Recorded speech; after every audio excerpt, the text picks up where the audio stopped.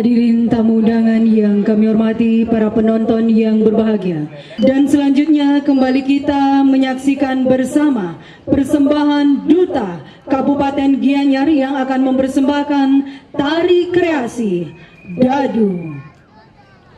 Tari kreasi Dadu ini terinspirasi dari epik yang dikenang sepanjang masa Mahabharata yang ditulis oleh Bagawan Wyasa.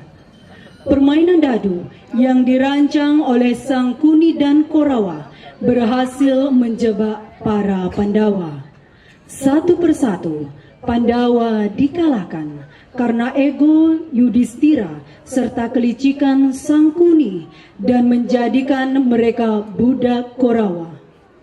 Segalanya dipertaruhkan, tahta, harta, tidak ada yang menyadari bahwa permainan ini berawal dari dendam Duryudana terhadap Drupadi sampai akhirnya Drupadi dijadikan taruhan dan diseret ke tengah aula Agung Hastinapura.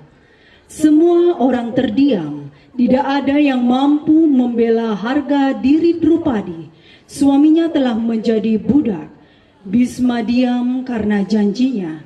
Raja telah buta oleh kelam hatinya. Widura diam karena sakit hatinya. Drupadi ditelanjangi oleh ego dinasti Kuru dan kutukan ayahnya sendiri.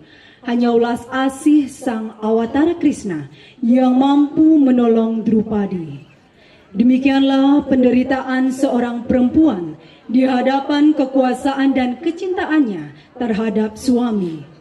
Drupadi mengutuk, dan sampai saat ini tiada seorang pun yang melupakan kutukan Drupadi yang menghancurkan semua keturunan dinasti Kuru dalam perang Bharatayuda.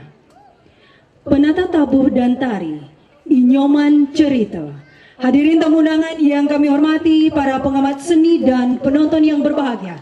Inilah persembahan pemungkas Duta Kabupaten Gianyar dengan tari kreasi Dadu. Selamat menyaksikan.